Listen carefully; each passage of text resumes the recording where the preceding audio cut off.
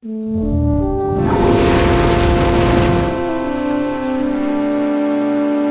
Dungeon Master screen is perhaps one of the most powerful tools that a Dungeon Master has. It's subtle, but changes the entire way the game is played. It hides all of their information that you, the player, can't see. Of course, there's a lot of information they don't want you to see. The dungeon maps, monsters coming up, how many hit points they have left, and more importantly, when he rolls a die, what the result is. And that's where this becomes so important, because the simple truth is that your dungeon master lies to you. And that's a good thing.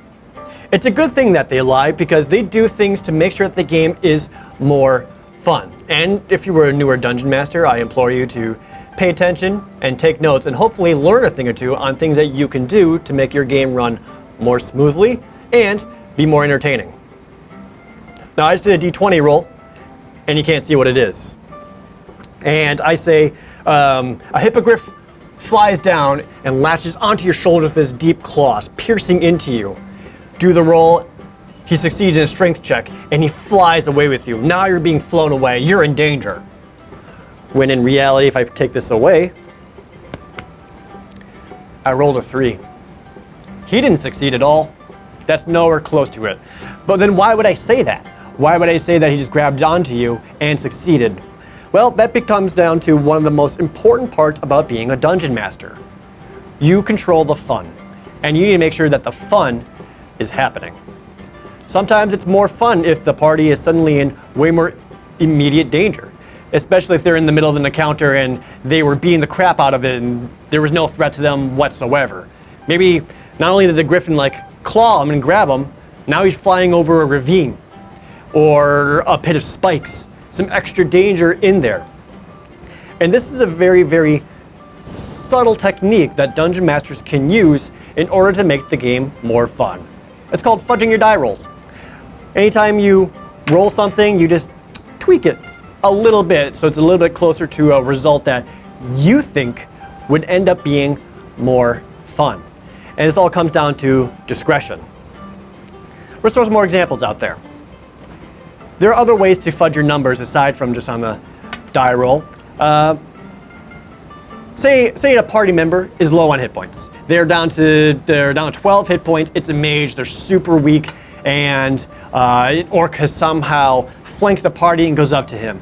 And that you see the desperation in the player. He's super scared. He knows he's going to die. He doesn't want to do that, and he's got a plan. He's already talked about his plan. He's got some spell coming out that if he can just get this spell off, this will save the party. And if he doesn't get the spell off, they're probably all going to die. And we don't actually want the whole party to die, because then the game's over and the whole party will be upset and no one's having any fun. But you know that orc comes for him and the orc swings. He hits. You know he hits. That's true. You just decide to stay true to that. And then you roll that orc's damage. Uh-oh. 14. 14 damage. The wizard only has 12 left. That's gonna take him down. Without the wizard, the party's doomed. They're all gonna die. That's where that dungeon master discretion comes in. Sure, maybe I roll a 14, but he does 10 damage. You go down to 2 hit points. And you see all the players sigh a breath of relief and wipe the sweat from their brows. They barely make it. And building that kind of tension, that's fun. They're barely surviving and they feel like they really overcome a challenge. That's where the fun comes in. And if you don't think your dungeon master has ever lied to you about a roll they've made behind the screens, you're kidding yourself. It happens. And it just comes down to making the fun happen and being the curator that to make sure the game goes smoothly.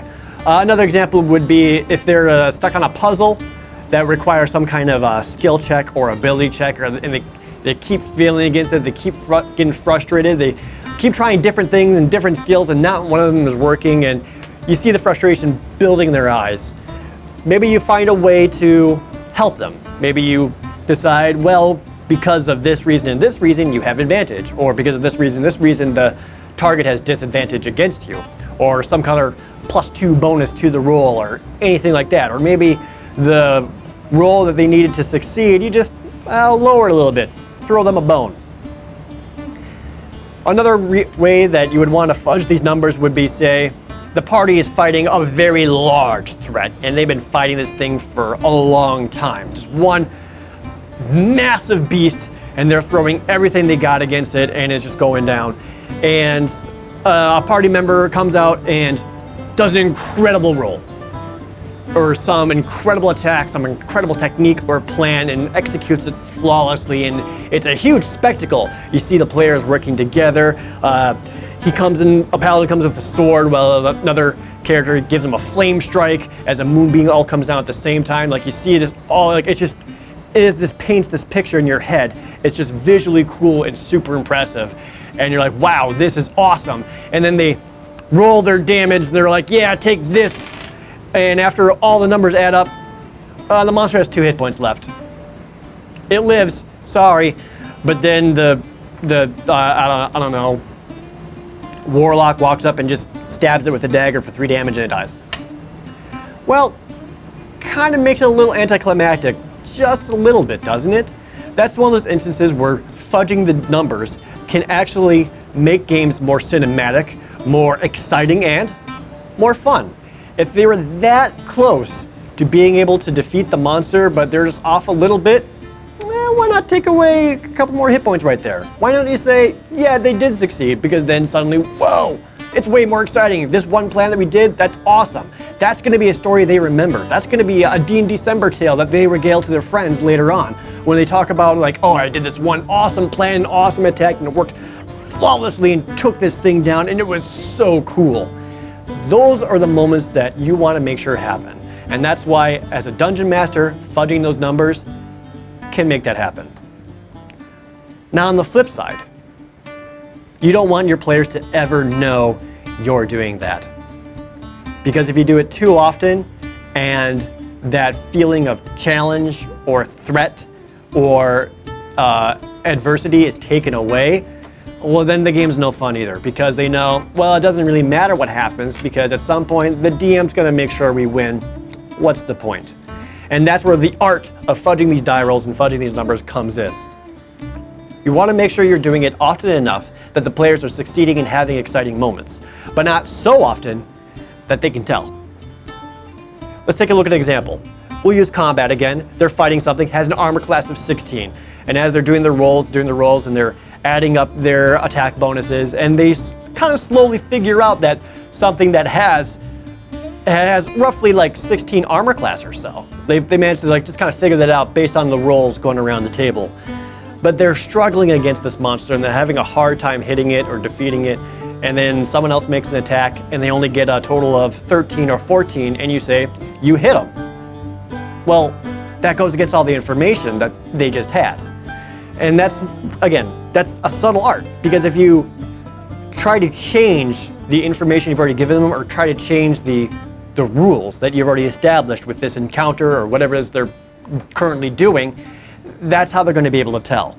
So it's one of those things where you want to try to fudge the numbers in such a way that they can't tell, and it's all happening behind your Dungeon Master screen. You're changing the number of hit points they have. Maybe a monster suddenly failed a morale check and wants to run away, or the extra 3 hobgoblins coming up as backup actually aren't there anymore, because that's going to be too much for them. Just kind of push them away. That's too much. It's another good way to help make sure combat doesn't go too long is by reducing monster hit points, or the number of creatures appearing, or maybe reducing the kind of number of spells they get. Or if they're facing, say, a dragon or something with legendary abilities, and you keep rolling to see if they recharge his breath weapon or something like that. And if they're having a hard time, he failed. Still failed. I guess he failed again, even though he succeeded twice during that. Or if they're fighting a dragon and they're beating the piss out of it, and it's not a threat whatsoever, hey, his breath weapon's back. Acid breath everywhere, and suddenly there's another threat back. This comes down to not only being a dungeon master and controlling the story, but making sure, from a game designer standpoint, that you're keeping that fun happening. It's one of those things that you get easier with as you practice. I'm sure there's plenty of other people in the comments who will also tell you that Oh yeah, as a dungeon master, I have to fudge die rolls all the time, just to make sure it's a little more fun. They find a little bit more treasure. Or you do a die roll they find a treasure room and they're like, oh, there's a magical potion here, what is it? And you're like, I don't know, I'll just do a quick roll.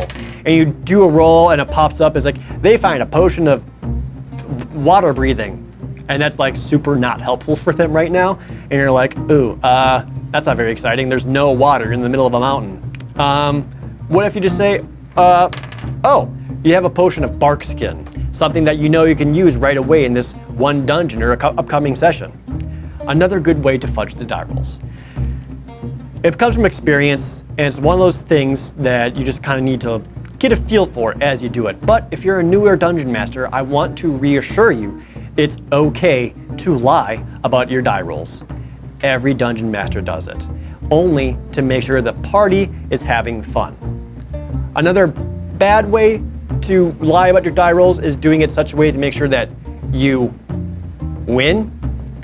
You don't want to seem like you're cheating in it such a way that you're trying to win. Or, oops, he suddenly has more hit points. Or, oops, he's suddenly doing more damage just to kill you. Ha, I win. You don't want that. You want the party to win. That's the mark of a good dungeon master. And with that, I implore everyone else. I'm sure you've got a lot of other possibilities or instances in which you've had to fudge die rolls, or can think of other scenarios in which it would be really, really helpful to. Because this is a really important skill for dungeon masters. Again, everyone does it. And I do think it's important for people to learn, to master, and to use it in their games. So please, let me know in the comments down below. And for more advice such as this, please let me know if any other subjects you would like to hear me tackle in the comments down below. And don't forget to subscribe for more D&December.